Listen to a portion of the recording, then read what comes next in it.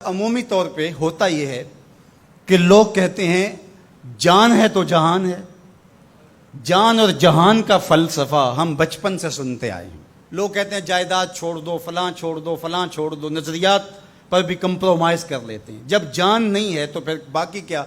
جان ہے تو جہان ہے. اس فلسفے کو حسین ابن علی نے بدل کے رکھ دیا کہ جان ہے تو جہان ہے. حسین نے بتایا جان نہیں ہے پھر بھی پوری کائنات تیری ہے. لوگ یہ کہتے ہیں کہ اگر لٹ گئے تو پھر سب کچھ برباد ہوگا. حسین نے یہ فلسفہ دیا لٹ کے ہی تو آباد ہوا جاتا ہے. یزید سب کچھ بچا کے بھی نہ بچ سکا، حسین سب کچھ کٹا کے بھی زندہ و جاوید رہا. یہ فلسفہ دیا سب کچھ کٹ جائے، سر نیزے کی نوک پہ بھی چڑھ جائے، خاندان کی لاشیں بکھری پڑی ہوں اور گھوڑوں کے ٹاپوں تلے روندی جائیں، کفن بھی کھینچ لیے جائیں، خیموں کو بھی آگ لگا دی جائے، لیکن سر شہیداں پھر بھی نیزوں پہ بلند ہی رہے گا، اونچا ہی رہے گا. یہ فلسفہ حسین ابن علی نے دیا. یہ سر جھکنے کے لیے نہیں ہے، یہ سر اوپر بلند ہونے کے لیے. اور میں ایک بات کہا کرتا ہوں، لوگ سر بچانے کے لیے ہاتھ دے دیتے ہیں، ظالم کے ہاتھوں میں ہاتھ دے دیتے ہیں کہ سر بچ جائے. حسین نے ہاتھ بچانے کے لیے سر دے دیا. ہم نے بچپن سے لے کر کے لڑکپن تک اور لڑکپن سے لے کر آج تک حضرت نبی رحمت صلی اللہ علیہ وآلہ وسلم کا یہ فرمان سنا ہے، من رآ منکم منکرا فلیغیرہ بیدہ فإن لم یستطع فبلسانہ فإن لم یستطع فبقلبہ وذلک اضعف الایمان، او کما قال النبی صلی اللہ علیہ وسلم. تم میں سے اگر کوئی برائی کو دیکھے تو وہ ہاتھ سے روکے، ہاتھ سے نہیں روک سکتا تو زبان سے روکے، اور زبان سے بھی نہیں روک سکتا تو کم از کم دل سے برا جانے. اور یہ سب سے کمزور ترین ایمان کا مرتبہ تھا.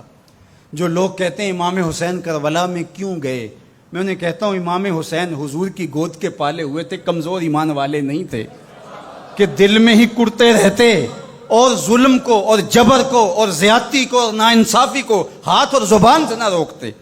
حضرت امام حسین کے خطبے دیکھ لیجئے، قدم قدم پہ خطبے دیے. محمد بن حنفیہ کے نام جو آپ نے وصیت نامہ لکھا تھا، آپ نے فرمایا انی لم اخرج عاشرا ولا بطرا ولا مفسدا ولا ظالما.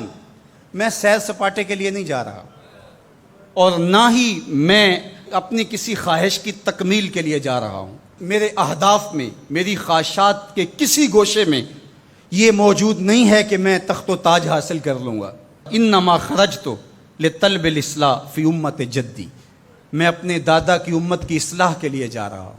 اريد ان آمر بالمعروف وانہی عن المنکر، میں امر بالمعروف اور نہی عن المنکر کے جذبوں سے مالا مال ہو کے میں اس سفر کو اختیار کر رہا ہوں. جب شریعت کا مذاق اڑایا جا رہا ہے، شریعت کی شکل بدلی جا رہی ہے، خلافت کا رشتہ قرآن سے ٹوٹ گیا ہے اور ایک نئی صورت دین کو دی جا رہی ہے، اور جو اس سانچے میں ڈھل کے دین نکلے گا وہ محمد عربی کا دین نہیں ہوگا، جو طائف کے بازاروں سے لے کے مکے کی گلیوں تک، احد سے لے کر غزوہ حنین تک حضور نے خود اور اپنے اصحاب کو تکلیف میں ڈال کے جو دین دیا، جو امت تشکیل دی. یزید اس سارے نظم کو بدل رہا ہے، تو کیا نبی کا نواسا جس کو حضور نے گود میں پالا ہو وہ خاموش ہو کے بیٹھ جائے؟ کہا حسین ایسا نہیں ہونے دے گا، اور اس کی جو بھی قیمت ادا کرنا پڑی حسین وہ قیمت ادا کرے گا. اور پھر اس کی قیمت چھوٹی نہیں تھی جو ادا کرنا پڑی.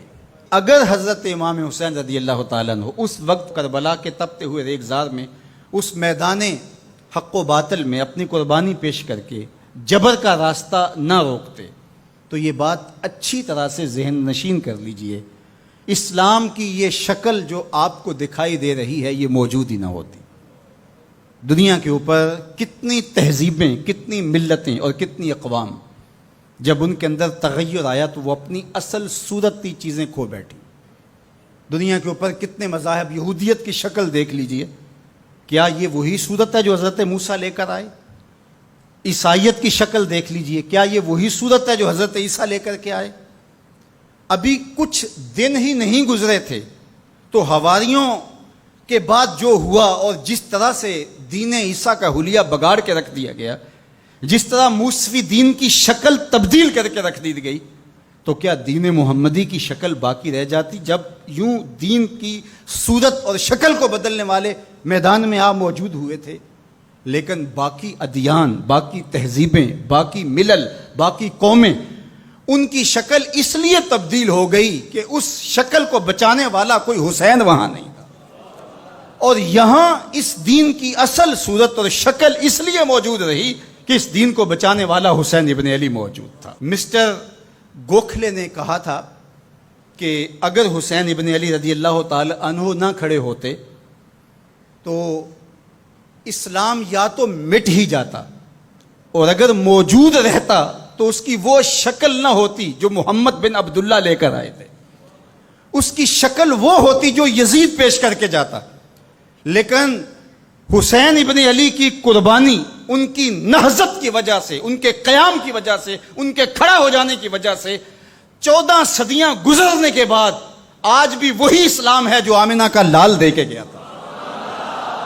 یہ حسین ابن علی کا کام ہے جو حسین نے کیا۔ اس لیے حضور نے ناز کیا حسین پر، کہا کہ حسین منی و انا من حسین، حسین مجھ سے ہے اور میں حسین سے ہوں۔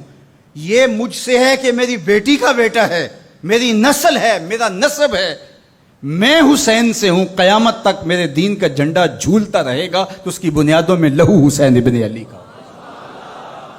حضرت امام حسین رضی اللہ تعالی عنہ نے ایک بات کہی تھی جب بیعت کا آپ سے مطالبہ کیا گیا، تو آپ نے یہ نہیں کہا کہ میں یزید کی بیعت نہیں کرتا، بلکہ آپ کا جملہ تاریخ ساز ہے، بڑے لوگوں کا کلام بھی بڑا ہوتا ہے اور حکمت کے نور سے بھرا ہوا ہوتا ہے، قیامت تک ایک نسب العین دینا تھا۔ یہ نہیں کہا کہ حسین ابن علی یزید کی بیعت نہیں کرے گا، بلکہ کہا مثلی لا یبایع مثلہ، میرے جیسا اس جیسے کی بیعت کیسے کر سکتا ہے؟ تو یہ قیامت تک کے لیے لاہ عمل دے دیا کہ جو حسین کے